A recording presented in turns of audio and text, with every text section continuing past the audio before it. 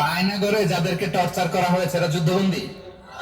এরা তো কারাবন্দী, তাও অন্যায় ভাবে। এনফোর্স ডিসঅ্যাপিয়ারেন্স ছিল, অন্যায় ভাবে তাদেরকে গুম করা হয়েছে।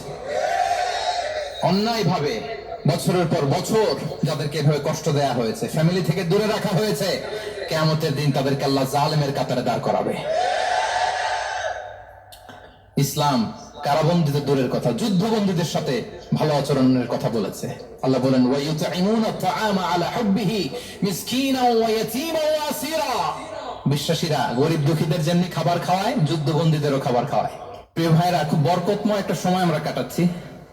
রবিউল আউয়াল মাস, এটা মিলাদুন নবীর মাস, সিরাতুন নবীর মাস, বিষ্ণু ইসলামের সিরাত আলোচনার মাস।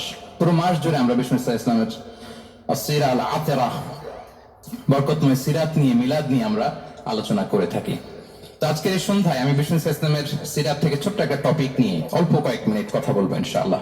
এবং আমি আশা রাখবো এখন যেমনি আপনারা ঠিক চুপচাপ নীরব হয়ে বসে আছেন মাগরিবের আজান পর্যন্ত, শেষ পর্যন্ত আপনারা ঠিক এভাবেই বসে আমাদেরকে সাহায্য করবেন, কোঅপারেশন করবেন। প্রিয় ভাইরা, যে টপিকটি আমি চুজ করেছি আপনাদের জন্য আজকের এই কনভেনশনে বা কনফারেন্সে, সেটা হচ্ছে আমাদের প্রিয় নবী বিশ্বনবী মুহাম্মদ রাসূলুল্লাহ সাল্লাল্লাহু আলাইহি ওয়াসাল্লামের আচরণ কেমন ছিল।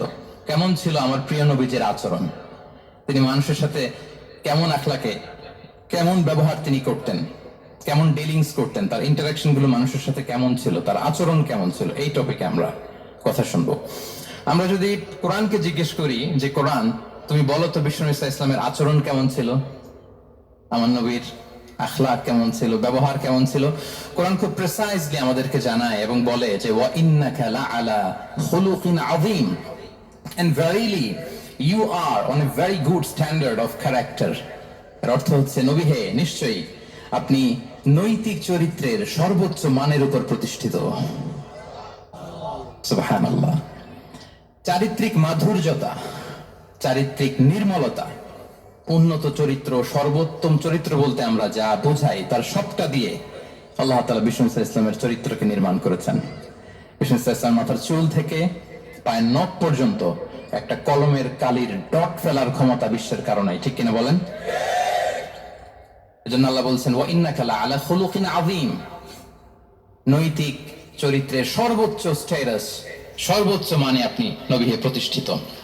এবং তিনি বলতেন ওয়া ইন্নামা বুইসতু লিউতাম্মিমা মাকারিমাল আখলাক, আমি উত্তম আচরণের পূর্ণতা দান করার জন্য এই পৃথিবীতে এসেছি। উত্তম চরিত্রের পূর্ণতা দিতে, চারিত্রিক পূর্ণতা দিতে, বিশ্ববাসীকে উত্তম চরিত্র শিখাবার জন্য এই পৃথিবীতে এসেছি।